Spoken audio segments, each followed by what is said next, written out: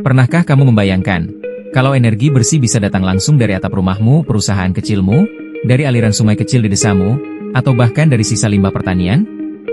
Ya, energi kecil seperti inilah yang perlahan mengubah wajah Indonesia. Jika diberi ruang lebih luas, energi kecil dan menengah bisa menjadi motor perubahan besar, perubahan yang tumbuh dari bawah, dari masyarakat sendiri. Artinya, daerah bisa mengembangkan pembangkit berbasis sumber daya alamnya sendiri dari PLTS atap di kota, mikrohidro di pegunungan, sampai biogas di pedesaan. Namun kenyataannya, narasi tentang energi terbarukan masih berkutat pada proyek skala besar yang masih sulit direalisasikan. Selain itu, peran pemerintah daerah baik provinsi atau kabupaten masih jarang dibahas secara mendalam. Padahal berdasarkan Undang-Undang Nomor 30 Tahun 2007 dan Undang-Undang Nomor 23 Tahun 2014, pemerintah daerah punya peran penting dalam mengelola potensi energi lokal. Sejatinya transisi energi tidak harus dimulai dari proyek besar. Perubahan besar justru lahir dari langkah kecil di desa-desa dan atap-atap rumah di perkotaan. Energi terbarukan skala kecil bukan hanya masa depan, tapi solusi hari ini. Mari kita dukung gerakan mewujudkan energi bersih dalam skala kecil mulai dari rumahmu, sekolahmu, dan komunitasmu, dan tempat usahamu sekarang juga. Energi kecil, dampak besar, untuk masa depan Indonesia yang lebih mandiri dan hijau. Hai Sobat Energi, kembali lagi di Podcast Energi Muda Indonesia. Episode kali ini kita fokus ke Jawa Barat, tapi dari sisi yang sering dibicarakan yaitu anggaran. Memangnya seberapa besar sih APBD yang dialokasikan untuk energi skala kecil ini? Apakah sudah sebanding dengan alokasi dan potensinya? Yuk kita kupas tuntas bersama bintang tamu di sini, Pak Nandang Suherman. Apa kabar Pak Nandang? Alhamdulillah baik, sehat. Semoga kita semua sehat ya. Di tengah situasi yang tidak sehat, khususnya untuk isu-isu energi terbarukan.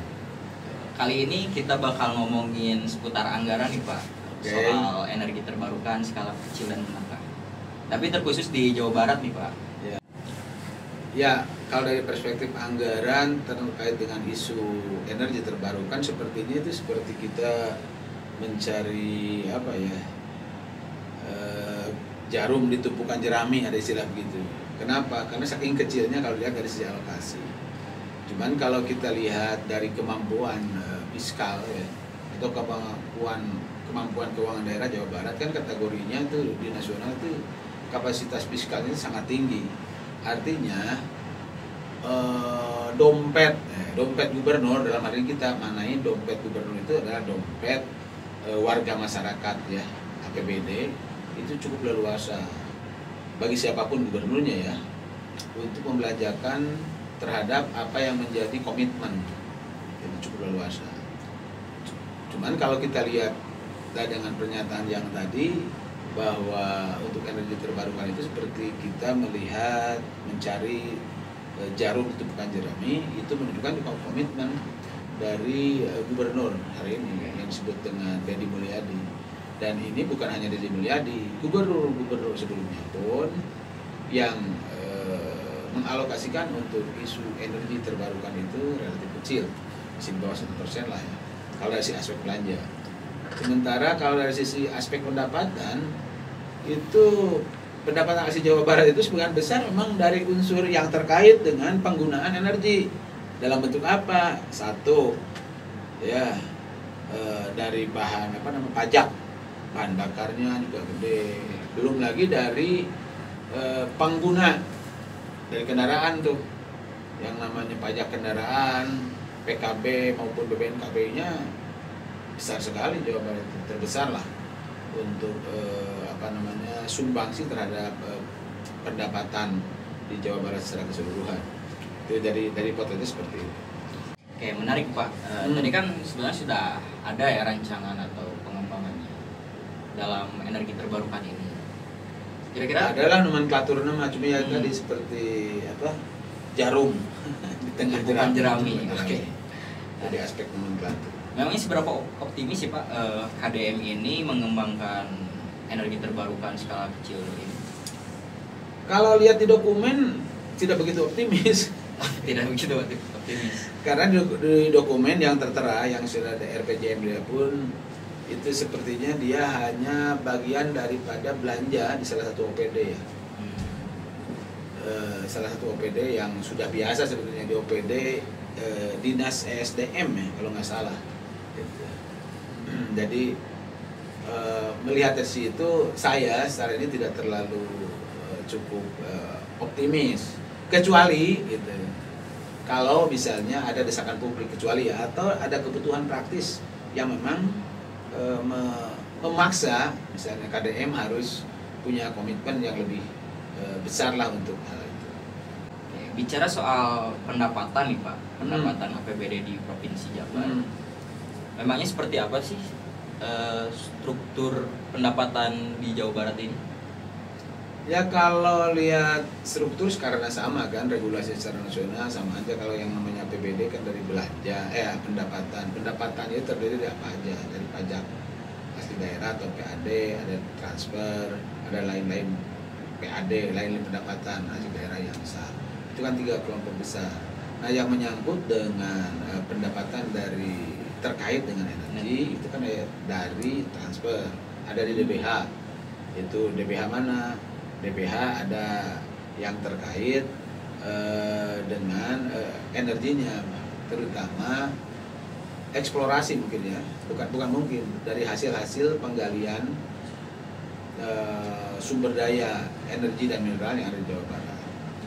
Itu yang pertama. Yang kedua, yang dari pendapatan asli daerahnya itu dari pajak daerah yang kewenangannya yang dikelola oleh provinsi. Itu pajak apa yang besar? Satu, pajak kendaraan, gitu kan? Jadi kendaraan itu ada pajak kendaraan, ada bea balik nama, ada BBN. Dua, itu besar tuh. Angkanya ya triliunan ya.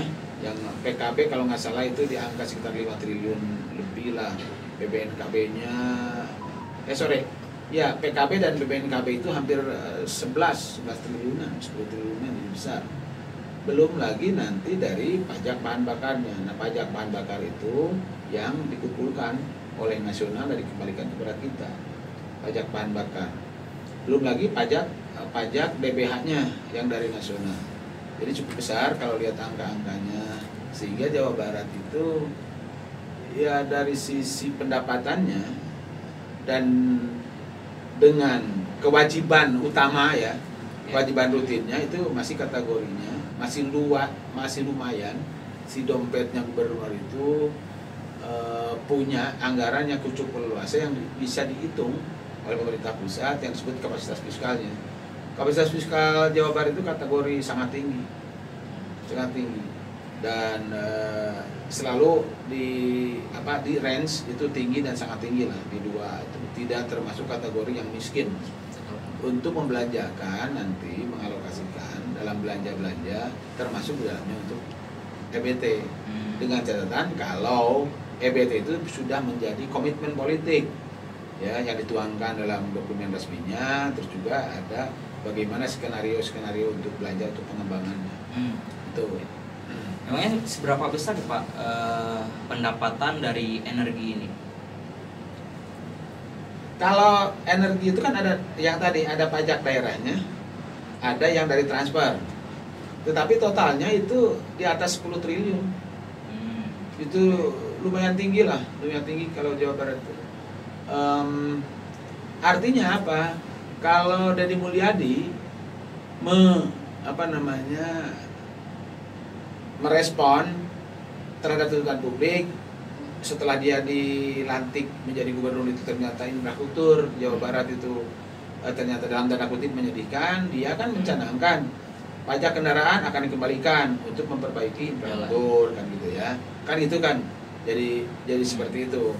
Nah, kalau itu dipakai bukan hanya untuk kendaraan tetapi untuk sumber pendapatan yang tadi misalkan dari dana bagi hasil untuk dari energi, kalau dikembalikan untuk pengembangan itu akan sangat luar biasa.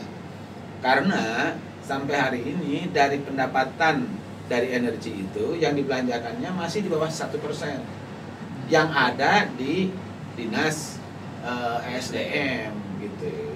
Dan kami dari inisiatif kan melakukan riset itu sekitar sudah 5 tahun membaca itu memang tidak begitu ada perbedaan antara KDM dan sebelum KDM. Untuk isu ini mah sama-sama saja. Untuk Gitu. energi tidak Untuk ada energi perubahan yang mah, signifikan ya. ya. Dari sisi alokasi, Alokasi yang dari sisi alokasinya masih tidak terlalu cukup menonjol. Entah nanti untuk yang 2026. Setelah kalau yang 2025 kan ini masih dirancang oleh PJ tuh. Karena KDM kan dilantiknya sekitar Februari. Ini sudah jadi.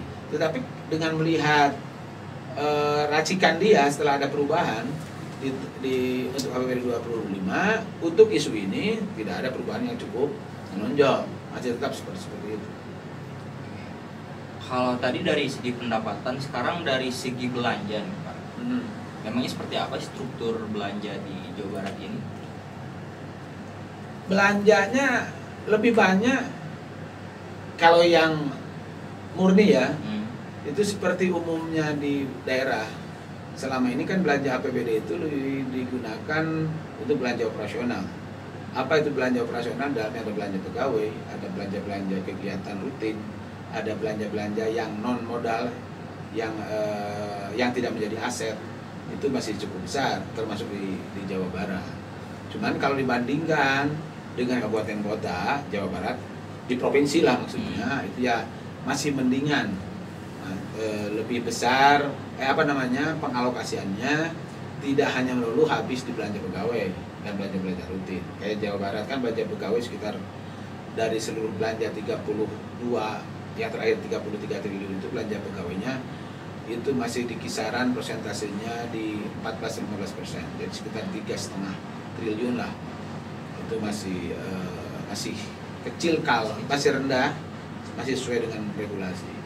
Tetapi saya melihat di belanja infrastruktur yang di dalamnya untuk perbaikan membangun infrastruktur, yang dimaksud infrastruktur kan ada jalan, ada telekomunikasi, kebutuhan dasar, itu juga masih relatif kecil, masih relatif kecil.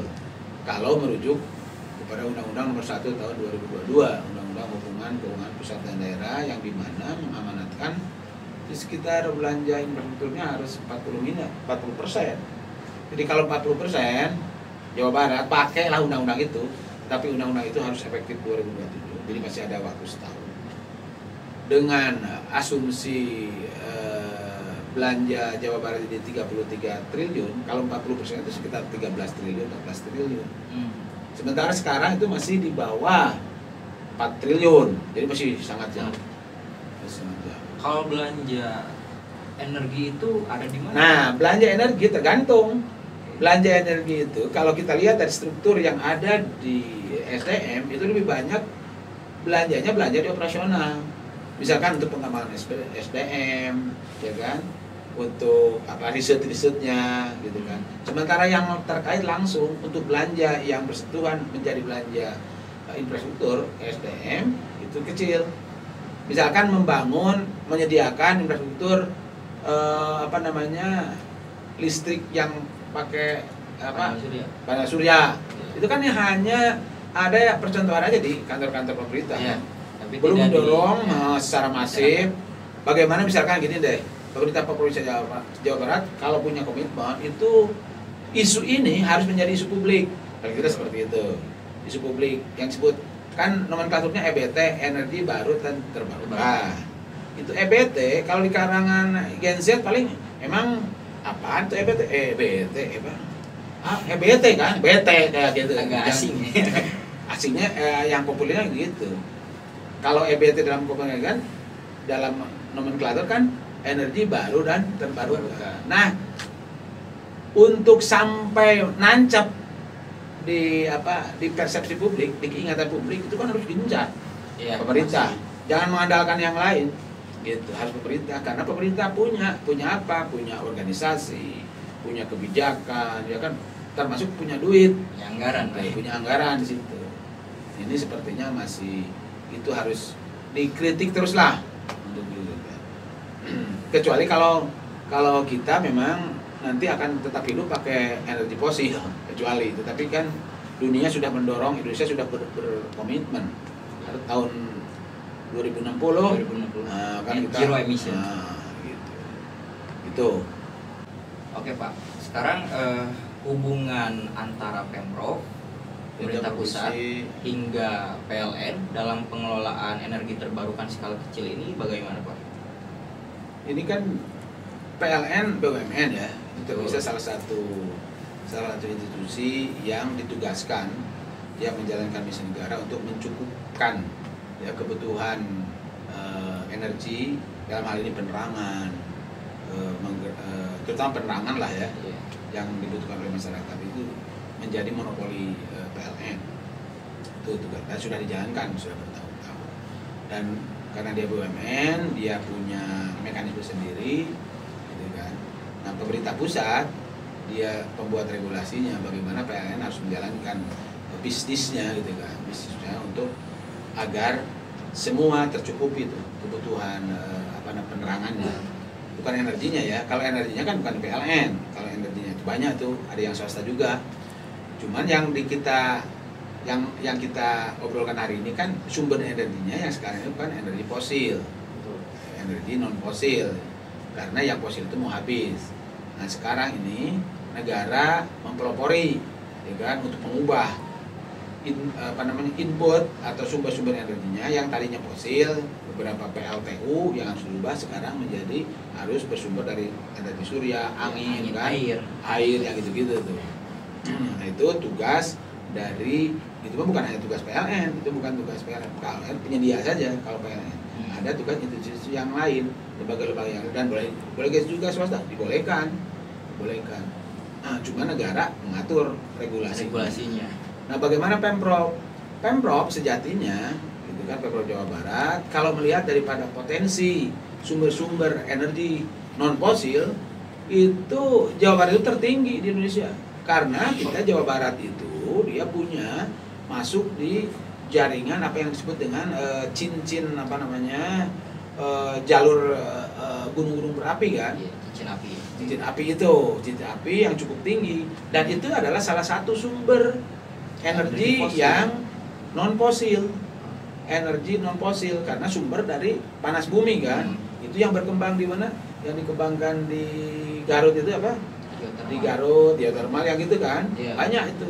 Cuma di kita sepertinya Pemprov sendiri, di samping itu pengembangan itu dari pusat, Pemprov sendiri kurang begitu membuat kebijakan, memberikan ruang, terutama kalau itu yang besar ya, yang skala besar. Nah yang harus dikembangkan juga oleh kelompok-kelompok masyarakat. Misalnya bagi PLN yang tidak punya infrastruktur jaringan ke suatu daerah, ya kan? Kalau dulu kan tidak boleh, semua harus sumbernya dari PLN. Sekarang silakan untuk mengembangkan masyarakat atau komunitas untuk mencukupi kebutuhan energinya oleh kelompok masyarakat. Maka berkembanglah yang disebut dengan turbin-turbin yang digerakkan oleh air, gitu kan. Terus pengembangan pengembangan yang angin yang kayak gitu. Nah mestinya itu bagi daerah atau bagi kelompok masyarakat yang mengembangkan itu harus dikasihkan insentif oleh pemerintah gitu, agar mereka semakin berkembang. Jangan sampai semua harus disediakan oleh PLN, yang notabene PLN hari ini sumber energinya sebagian besar masih dari fosil gitu. Yang fosil yang notabene itu kan habis kan, yang itu yang harus bagaimana hubungannya? Kelihatannya kalau dari sisi regulasi sudah mulai itu ada perubahan karena desakan-desakan juga dunia internasional, termasuk tuntutan juga dari sini. Cuma di level eksekusinya ini kan harus di-delivery deh, bukan hanya di Pemprov, tapi kabupaten kota, termasuk pemerintah desa, sampai tingkat desa. Karena kan kalau yang komunitas-komunitas kecil, kita di daerah-daerah yang jangan hanya di kota lah bicaranya, yang di pegunungan, sumber mata airnya walungan loba lah gitu ya, kita bisa dikembangkan. Ya seperti itu, pemerintahan desa harus didorong ke arah situ. Cuman kekurangannya dari bantuan dari Pemprov gitu kan? Ya, fasilitasi dari Pemprov, fasilitasi dari pemerintah lah, baik pusat maupun provinsi termasuk kabupaten kota. Kan sekarang belum kita kedengeran tuh mana yang punya rencana-rencana untuk pengembangan itu. Dari hasil kemarin pilkada serentak provinsi maupun kabupaten kota, ada enggak misalkan para calon yang punya visi untuk menawarkan itu? Kayaknya saya belum dengar ya, Saya belum dengar. Rata-rata urusan jalan deh ya. Infrastrukturnya teh gitu. Sementara untuk jauh ke depan itu bagaimana kita pengurangan emisi gas dan macam-macam. Kalau negara lain mah kan di kalangan Gen Z juga kesadarannya itu udah tinggi. Kalau kita kan Gen Z masih ya seputar yang masih fun gitu ya. Ini yang harus tugas dari pemerintah yang hari ini di level itu aja, di level mensosialisasikan bagaimana isu ini menjadi isu publik. Inisiatif melakukan peran-peran itu, tapi kan inisiatif sangat banyak terbatas, baik terbatas dari sisi kewenangan jelas tidak punya, dari sisi anggaran, dari sisi SDM. Maka pemerintah harus banyak mendorong praktek-praktek, termasuk juga lembaga-lembaga yang berorganisasi untuk membiasakan, mensosialisasikan atau memasyarakatkan lah untuk isu-isu energi terbarukan ini. Tapi Pak, kalau sejauh ini keterbukaan Pemprov dalam kolaborasi pengembangan ET skala kecil dan menengah ini sudah sejauh mana sih Pak? Maksudnya saya baru dengar pernah waktu satu pertemuan ada kelompok masyarakat ya, bahkan membentuk semacam koalisi atau apalah gitu, ada Jawa Barat. Tetapi ya itu ininya eskalasinya belum begitu cukup kuat, belum begitu. Padahal kan bisa dikolaborasikan sama kampus, CSO ataupun lembaga. Iya, kampus misalkan yang itu di isu ini paling terbatas hanya untuk tugas-tugas akhir mahasiswa atau tugas-tugas penelitian, belum menjadi sebuah semangat untuk mendorong lebih jauh, termasuk di kampus sendiri ya. Jadi masih tantangannya masih cukup panjang atau cukup berat atau apalah gitu namanya untuk isu ini. Sehingga isu ini kan masih isu elit. Iya, Isu elit, isu yang belum menjadi isu publik. Yang mana seharusnya Pemprov sendiri yang harus mendorong ini penggunaan energi terbarukan skala Ya di level kecil. penggunaan ya Harus lebih masif Pak. Kalau saya mikir kan kesadaran publik itu harus dibangun, itu tadi prinsip dasarnya energi yang sekarang kita nikmati dengan fasilitas yang sudah serba ada. Kalau di kota ya ukurannya kita punya HP mau ngecas dimanapun ada, jaringan di mana ada ya, tetapi kita tanpa sadar apakah fasilitas atau kenikmatan yang diperolehkan ini akan tetap kita dapatkan. Karena salah satu sumber energinya adalah dari fosil. Yang notabene fosil ini akan habis. Nah itu. Nah kesadaran itu aja. Kesadaran itu yang harus mulai ditanamkan dari setiap kita sebagai warga negara atau warga dunia lah. Karena ini kan menyangkut dengan kelangsungan hidup di bumi yang satu ini, bukan bumi yang lain. Kira-kira Pak, apa sih yang dibutuhkan agar kolaborasi ini bisa berjalan lintas sektor dan bisa lebih efektif? Oke, kolaborasi itu kan sudah menjadi kosakata yang matra ajaib. Ya. Sekarang itu sering digumamkan, bahkan dipidatokan, bahkan salah satu disusun strategi lah gitu. Baik politisi di eksekutif, di legislatif, juga di kelompok-kelompok masyarakat termasuk LSM. Dan kolaborasi ini kan kalau dalam pikiran saya kan tidak cukup mudah itu akan terjadi manakala multi pihak ini tidak dibangun satu persepsi yang sama terkait isu sesuatu. Sekarang misalnya kayak energi baru dan terbarukan.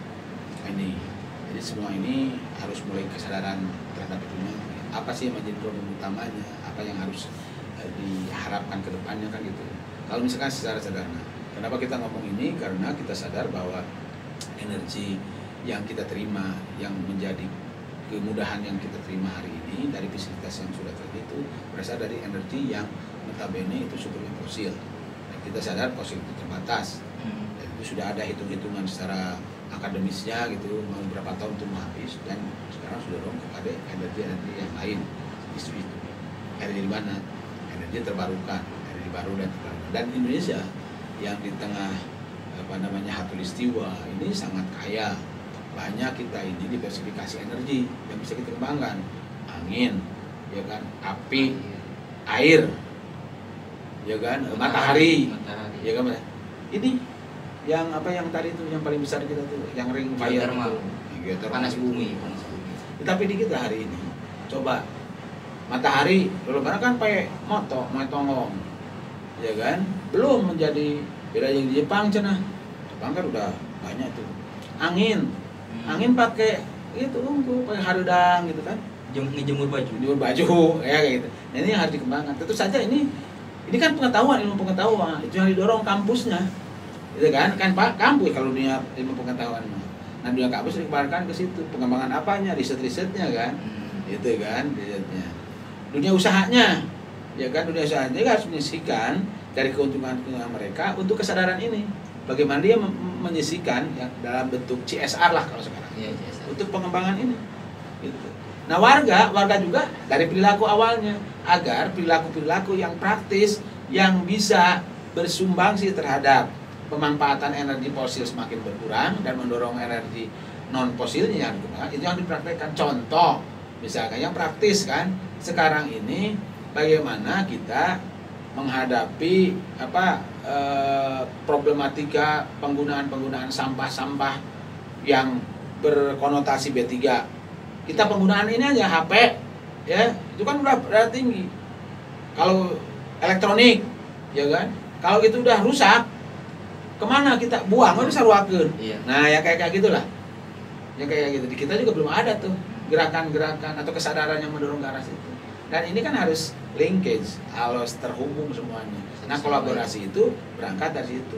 Kalau yang sekarang terjadi kolaborasi baru dalam nomenklatur. Gitu. Nomenklatur enggak di kebijakan ada. Kalau lihat strategi kolaborasi ABCD gitu kan. Bahkan nah, yang kayak gitu di anggaran juga ada kolaborasi. Tetapi itu baru bersifat semu, belum berangkat dari sebuah kesadaran yang tadi. Itu kalau kritik saya. Berarti kolaborasi antar lintas sektor ini bisa tercipta apabila kesadaran masyarakat tuh ya bisa dibangun. Masyarakat itu termasuknya masyarakat di ASN para pelakunya. Gitu. Kan sekarang kan gini. Saya pernah hadir sebuah pertemuan dalam konteks Citarum Harum. Oke, itu kan connect ke sini juga ada korelasi kan. Itu Citarum Harum, ngomong-ngomong sampah bla bla bla. Pemerintah itu lebih banyak dia berperan, dia mengarahkan aja kepada warga-warga kudu A B C D gitu.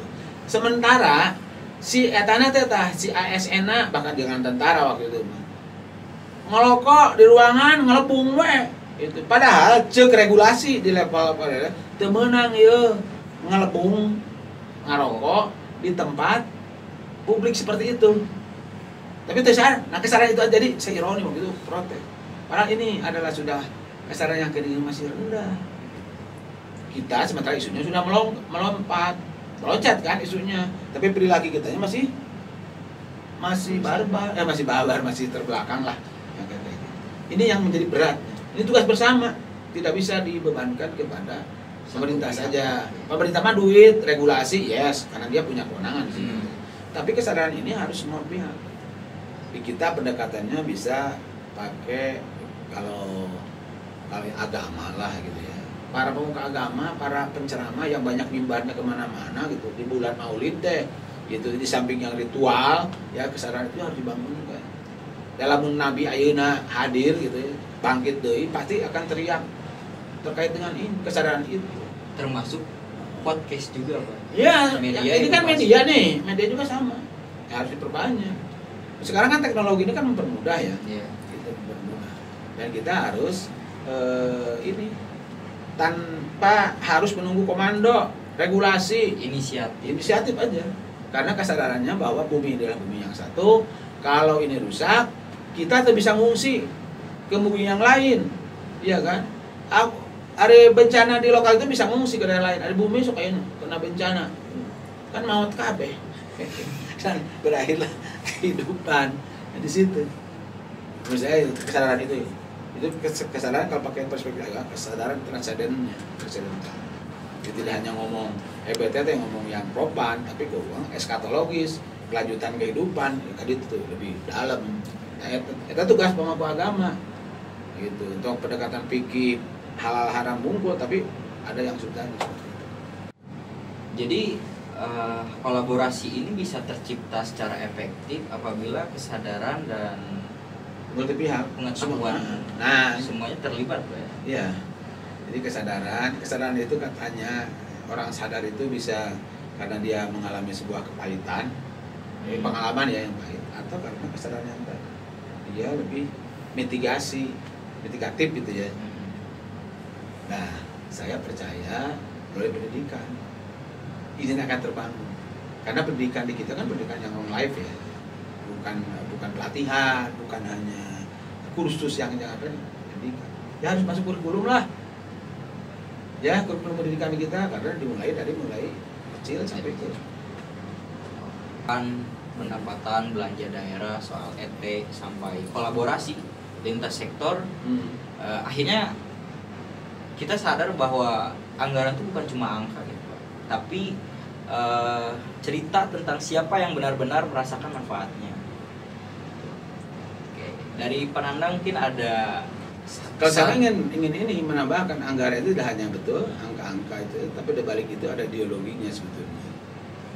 Karena anggaran itu menunjukkan keberpihakan, ya kan, keberpihakan. Kalau yang sekarang pakai ukuran-ukuran anggaran, apakah gubernur hari ini keberpihakan terhadap energi terbarukan itu ada kecil, Minim. terlihat dari sisi alokasi. Yang kedua, anggaran juga sebetulnya adalah di ujung.